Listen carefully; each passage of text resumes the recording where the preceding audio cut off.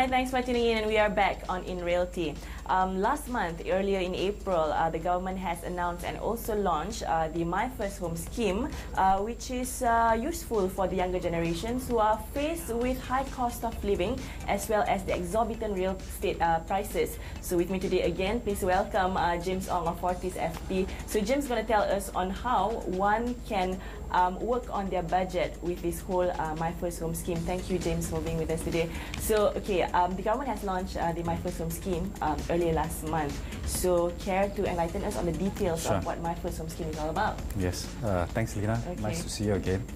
The My First Home scheme is actually part of the government's initiative under the budget 2011, which is to promote ownership for some of the people who are working. So that they can afford to actually own a property. The property is range that is now the government is actually promoting is for people, Malaysians, to buy property of the range of 100,000 ringgit, 220,000 ringgit. Okay.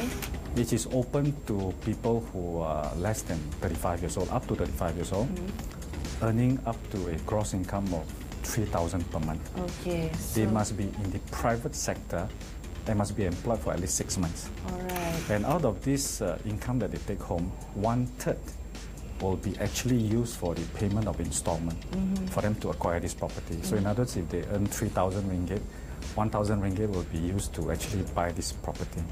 So this is a government initiative, and the government have actually worked with 25 banks, conventional banks, and also the Islamic banks to actually facilitate this application of property. And this property is purely for residential use. And you must actually stay in a property. You cannot buy this property and rent out. No, you must stay in this property. And this property is, you can buy new or you can buy it from someone else, but it must be your first property. Means in other words, you have bought a property, you want to use this scheme, you will not be, you won't be able to make use of this scheme.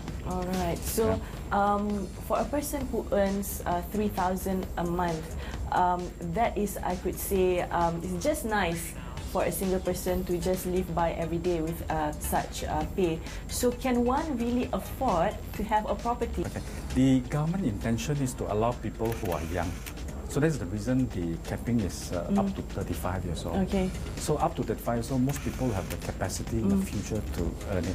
So in other words, if a person were to earn 3,000 ringgit, 1/3 of the income is 1,000 ringgit, and the maximum repayment period is actually 30 years. So 30 years for 1,000 per month at the present condition, you can actually buy a property up to 200,000 ringgit. So for 200,000 ringgit, there are still properties available.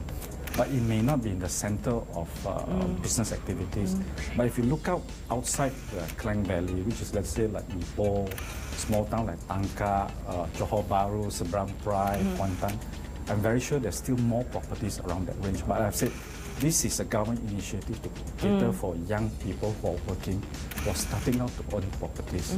So this segment will help out a little bit. So in other words, the affordability is still within reach. They can still be able to afford this property. So having said that, how crucial is owning a property to a person who is of that age, 30 to 35? To you, your honest opinion, how important it is for a person of that age to own a property? There are some people who are single. There are some people who are family.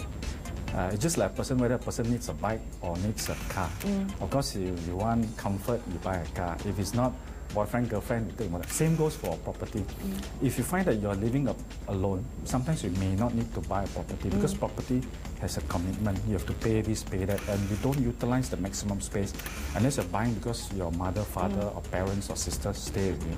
But if you are family, sometimes you may need to have a place of your own. Means you have, let's say, one daughter. You find that you may have a small place, but at least a small place is still your place. So some of them, after they calculate, really, why not I buy? So you must see the needs. So if it's single people, tendencies they may not buy. But family says, kalau I buy a sewa, if I pay rent, might as well buy a place. So if I pay rental 800, I pay bank 1,000.